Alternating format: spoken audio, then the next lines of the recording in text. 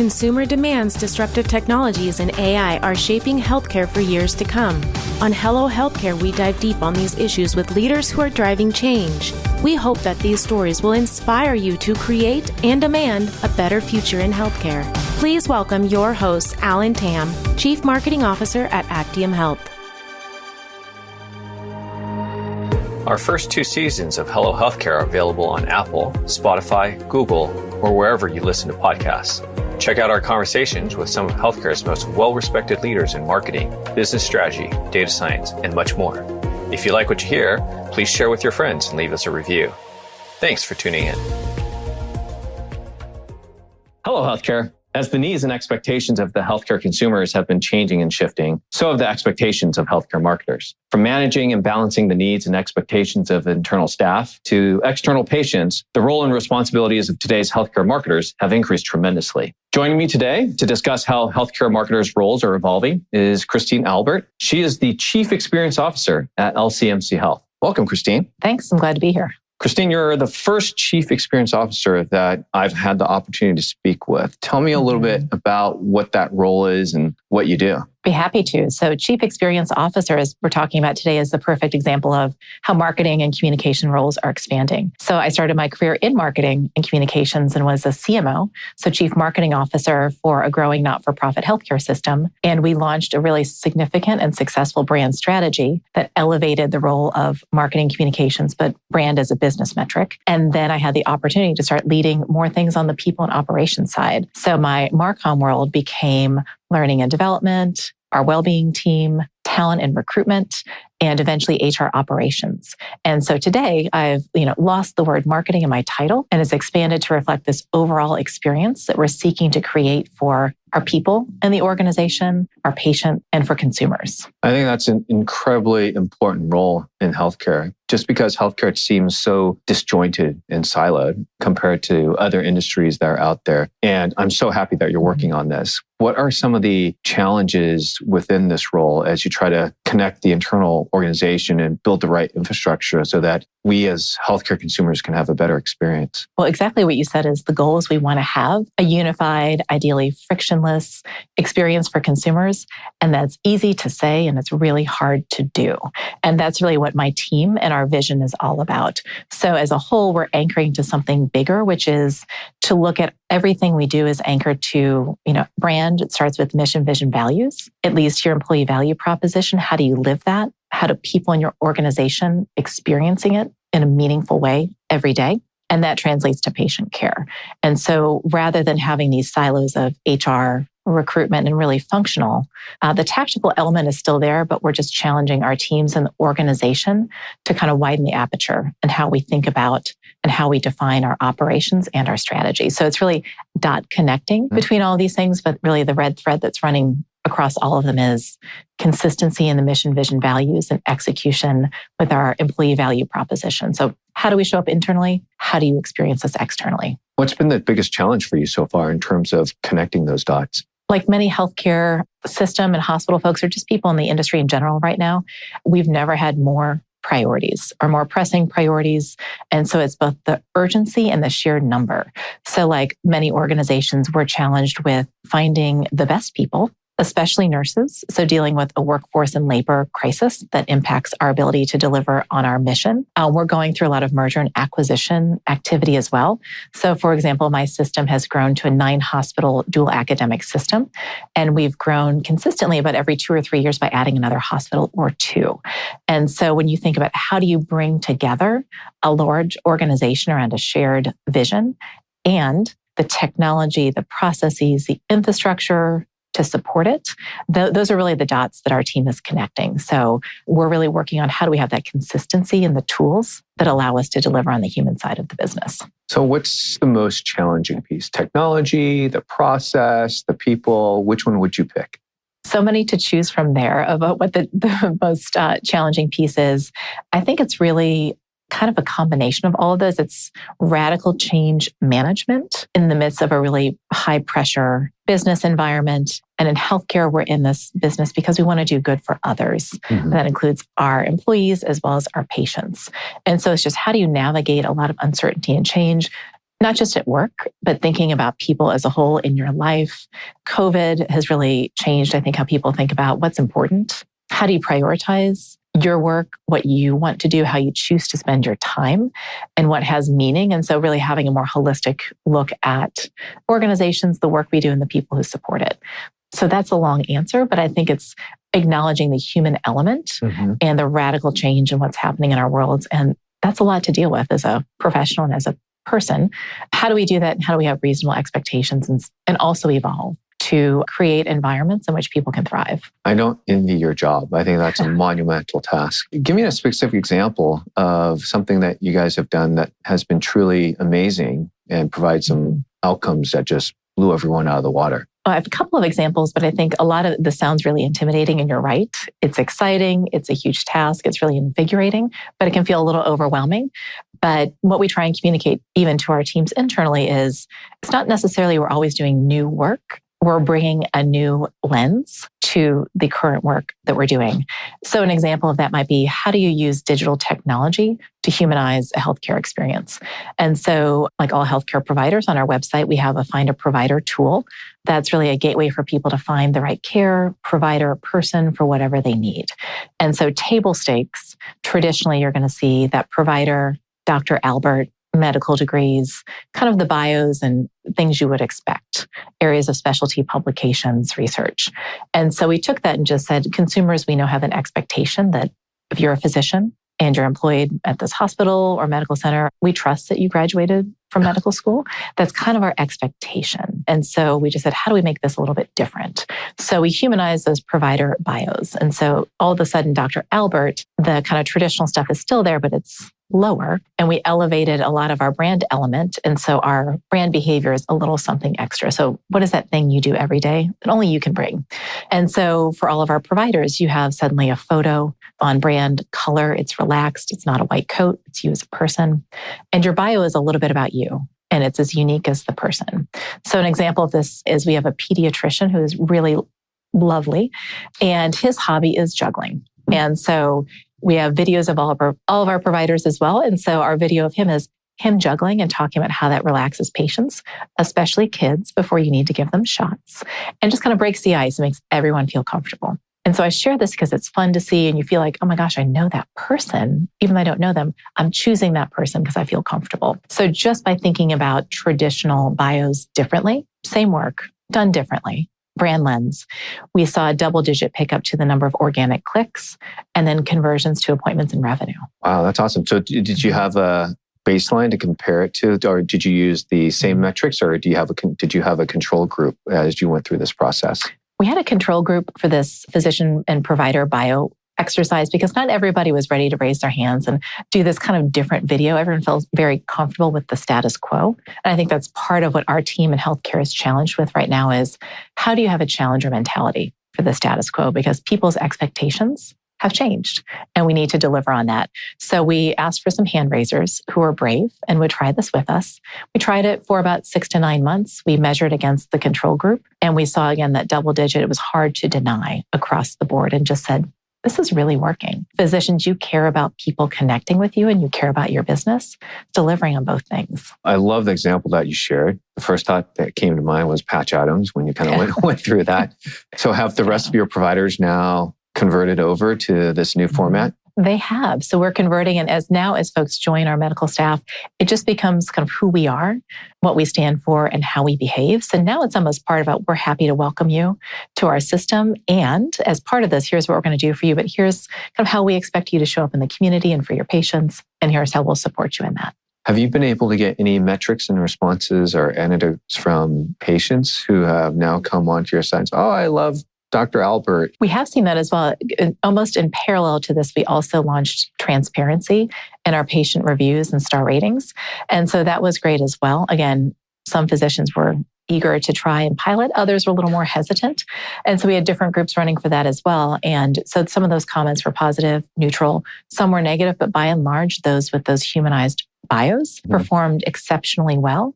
And that was reflected in the comments and the scores as well. That's awesome. How is this translated to some of the other initiatives that you're working on? we're taking that as kind of a proof of concept to scale. And although the tactic and how it comes to life is really fun, and you're like, oh, it's video, it's photography, it's writing, that feels very marketing focused or comms focused, kind of like a lighter tactical touch.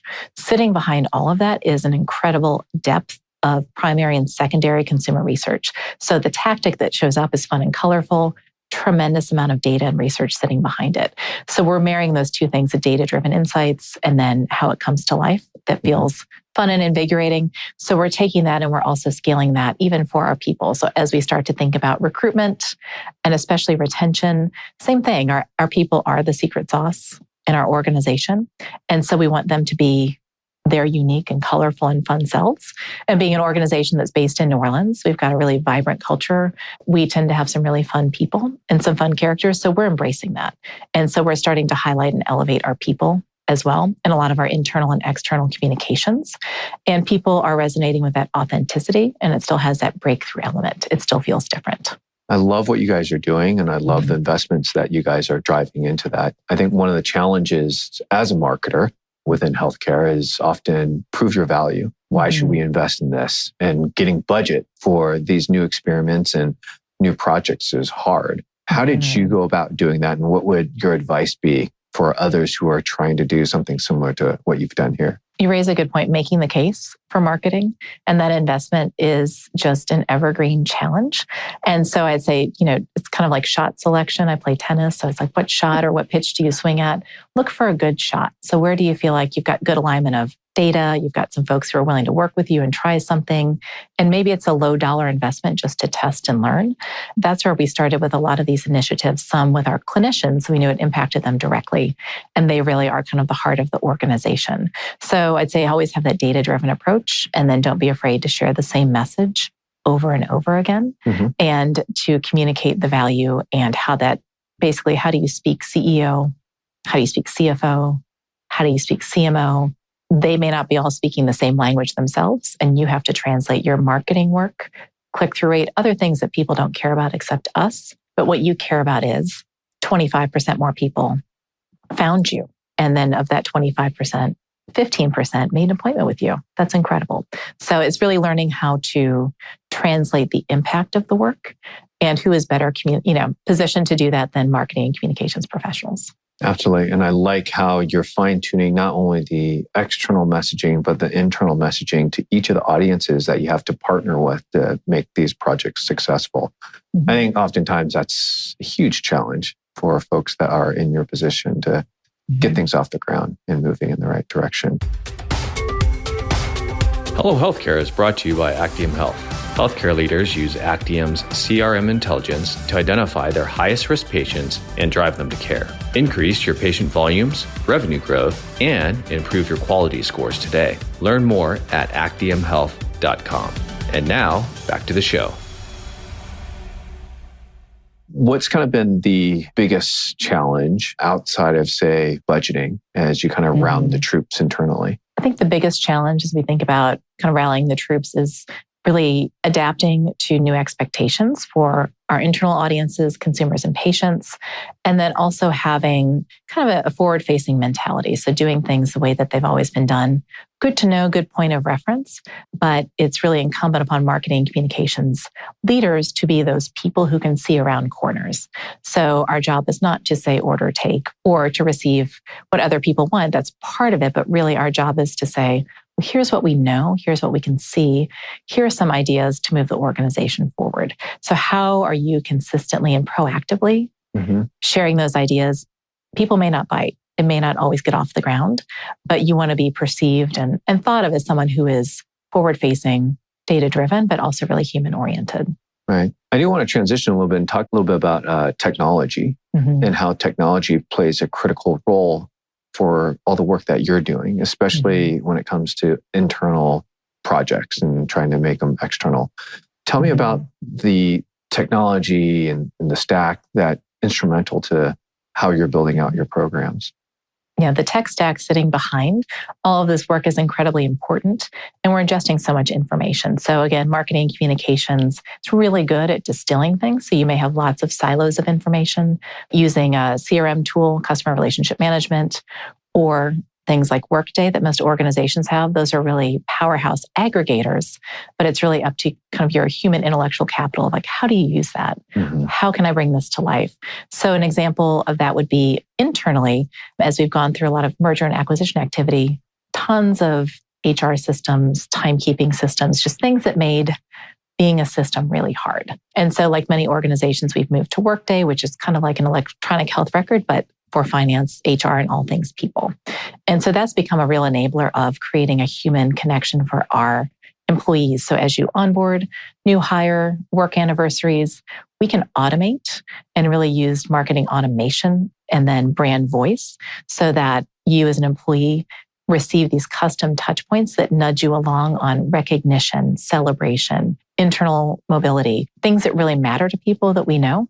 We're now able to deliver those by using technology, but wrapped in this brand strategy, in brand voice, and really delivering on the opportunity and the progression that people are looking for. Where do you draw a lot your inspiration from for these projects? I think the inspiration comes a lot from, honestly, peers and colleagues and having conversations like this one to go, what is possible? Some of it comes personally from the experience as a healthcare consumer where you go, here's what I really wish I could receive. And having that true consumer experience where you're like, gosh, we have a lot of work to do to make this connected, seamless consumer experience and a patient experience. And then also just looking at the world as a whole, especially on the digital side of things. How can you use digital to deliver and scale? Mm-hmm. And then focus really the human energy where it's best spent on that human connection. I like the focus on digital. I believe in digital. It's just easier and there's so much data behind it. But so much of healthcare is also analog and direct mail pieces and so forth. Mm-hmm. Is that dead for LCMC? Or does that still play a critical role in terms of communication and bringing folks together? It's a great question of how do you balance digital, traditional, kind of all of these elements. And the thing that we're seeing is that you really have to balance them and then test and learn and see what's working. And it depends on the audience and the initiative. So kind of a good non-answer answer for you.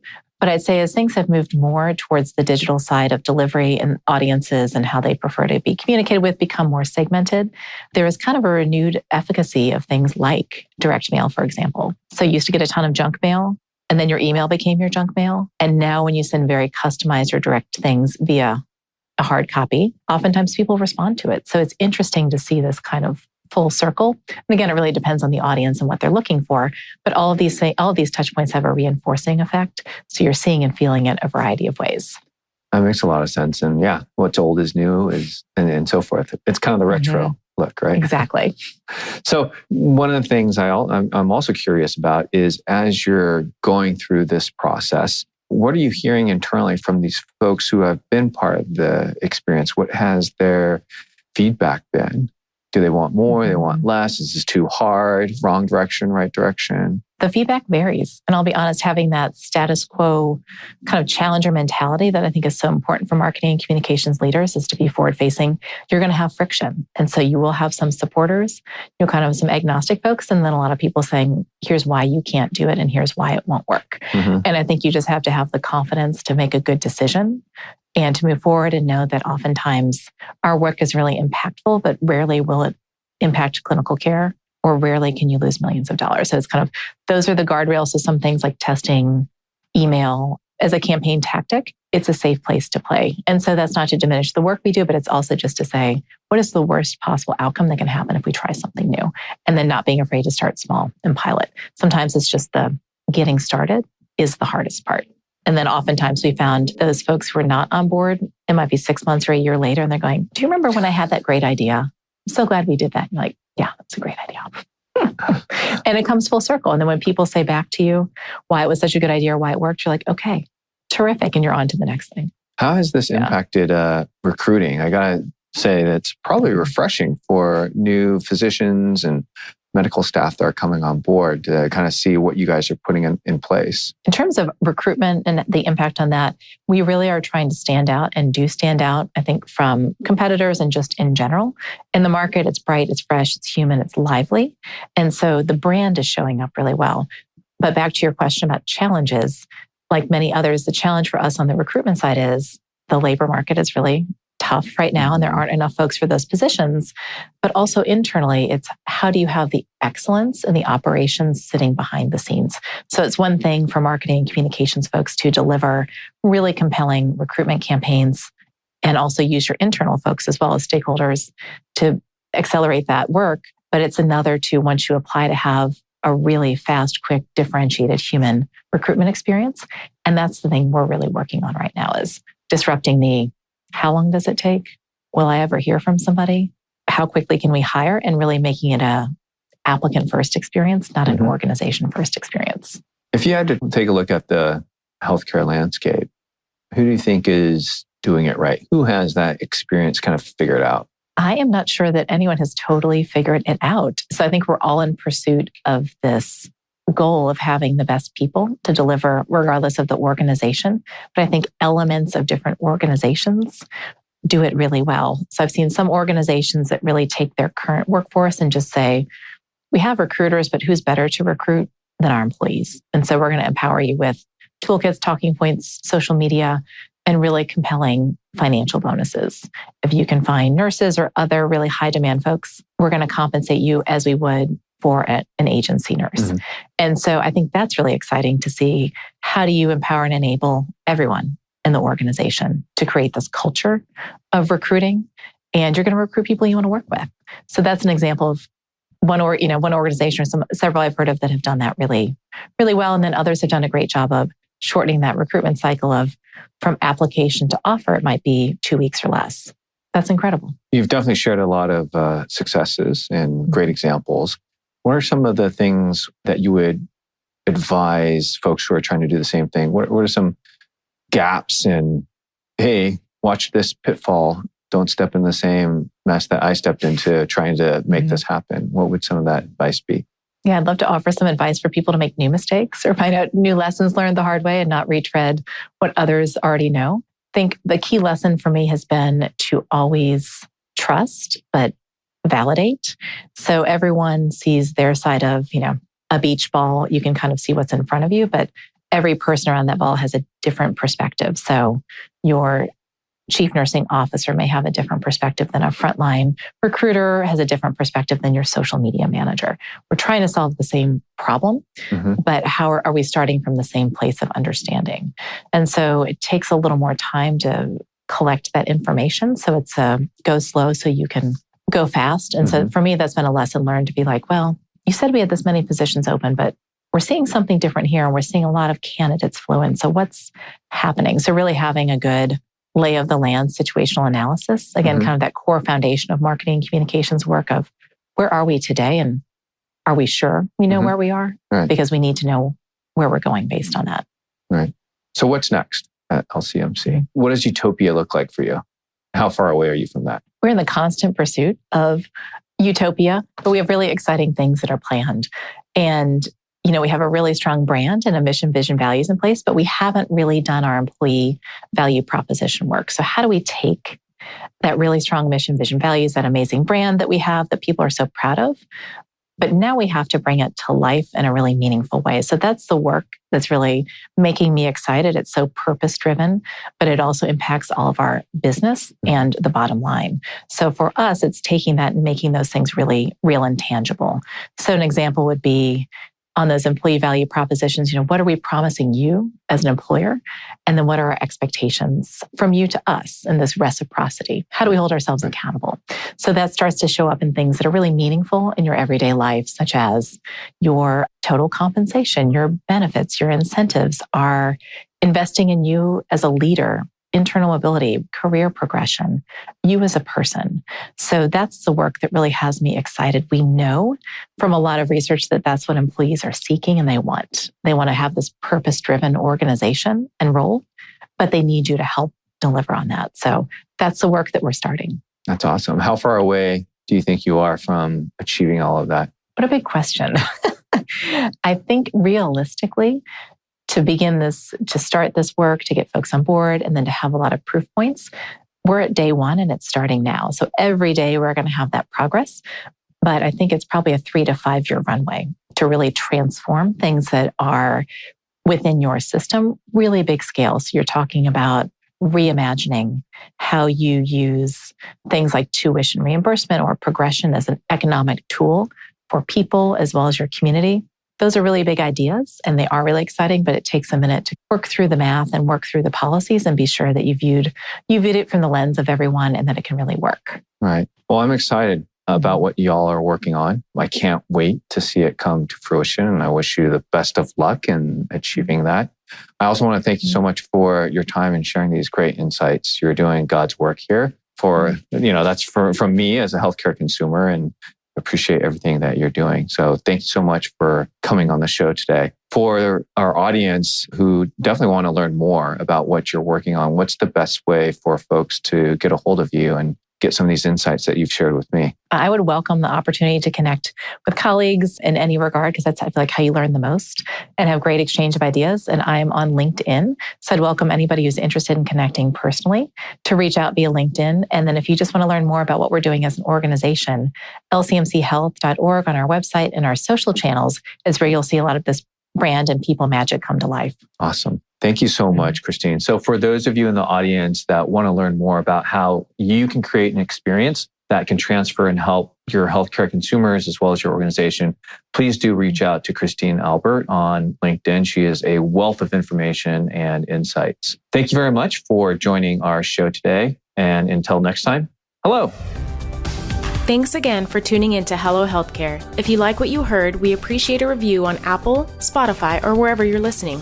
You and your feedback fuel us. This conversation is brought to you by Actium Health. To get the latest on what these healthcare leaders are saying, subscribe on HelloHealthcare.com. Thanks. And when we see you next time, hello.